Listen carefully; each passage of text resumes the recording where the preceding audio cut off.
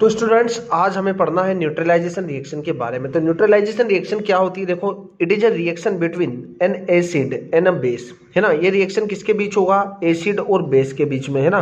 तो एसिड और बेस के बीच में रिएक्शन हम कराएंगे तो हमको मिलेगा क्या? सॉल्ट और वाटर। इस रिएक्शन को हम क्या बोलते हैं? न्यूट्रलाइजेशन रिएक्शन बोलते हैं। जैसे हम एक एसिड ले लें, उस एसिड का रिएक्शन बेस के साथ करवाएंगे तो क्या मिलेगा हमको? Salt plus water. ये तो आप सभी को पता है ना। तो यहाँ पर हमें क्या मिलता है? सॉल्ट प्लस वाटर मिलता है।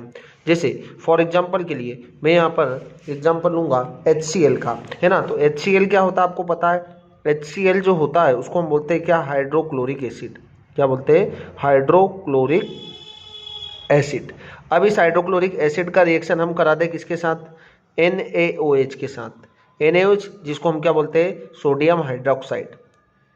सोडियम हाइड्रोक्साइड, इन दोनों का रिएक्शन हम कराएंगे तो हमें क्या मिलेगा? देखो, अब सोडियम हाइड्रोक्साइड है तो आपको पता है कि Na पर प्लस होता है, OH पर माइनस होता है, और H पर क्या होता है? प्लस होता है, और Cl पर माइनस होता है। तो H प्लस किसके साथ रिएक्ट कर लेगा? OH के साथ। तो यहाँ पर क्या होगा? H और OH आपस में मिलकर क्या बना लेंगे? H2O।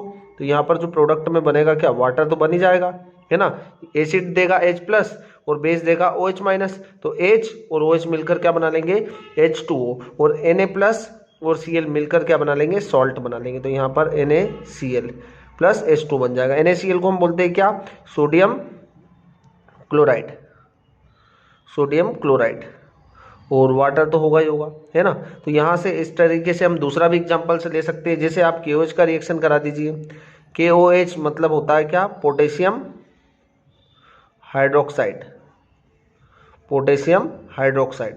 इस पोटेशियम हाइड्रोक्साइड का रिएक्शन हम करा देंगे किसके साथ? HNO3 के साथ। HNO3 मतलब होता है नाइट्रिक एसिड। इस नाइट्रिक एसिड के साथ आप रिएक्शन कराएंगे तो आपको जो मिलेगा वो प्रोडक्ट मिलेगा KNO3। क्या होगा? KNO3। आपको पता है H प्लस NO3 माइनस और K प्लस OH माइनस। तो अब जो बेस है आपको पता है ये बेस है ना। पोटेशियम हाइड्रोक्साइड क्या है? बेस है। Potassium hydroxide is a base and nitric acid is a acid. तो ये एसिड है ना, ये बेस है और ये एसिड है, तो दोनों मिलके देखो। तो यहाँ से जो वाटर मिल रहा है हमको, वाटर के अंदर का जो OH होगा वो कौन दे रहा है? बेस दे रहा है। और H प्लस कौन दे रहा है? एसिड दे रहा है। तो H और OH मिलके क्या बना लेंगे? यहाँ से H2O बना लेंगे। और यहाँ से बचेगा हमारे पास KNO3। तो यहाँ से मिल जाएगा हमारे पास H2O, है ना। तो KNO3 को हम बोलते हैं क्या? पोटेशियम नाइट्रेट, है ना। पोटेशियम नाइट्रेट क्या होता है? एक साल्ट होता है ना। बनना वही आपके पास सॉल्ट, और यहाँ पर बन जाएगा हमारे पास वाटर। तो जब भी एसिड और बेस दोनों रिएक्शन करेंगे तो क्या बन जाएगा आपके पास? सॉल्ट और वाटर। इस रिएक्शन को हम बोलते हैं क्या? Neutralization reaction. हमने यहाँ पर बोला it is a reaction between an acid and base to produce a salt and water. Neutralization reaction is an exothermic. यहाँ पर एनर्जी क्या होता है? एनर्जी लिबरेट होती है, एनर्जी इमिट होती है।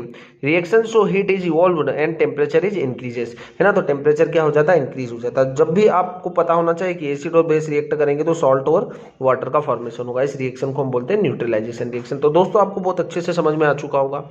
थैंक यू दोस्तों।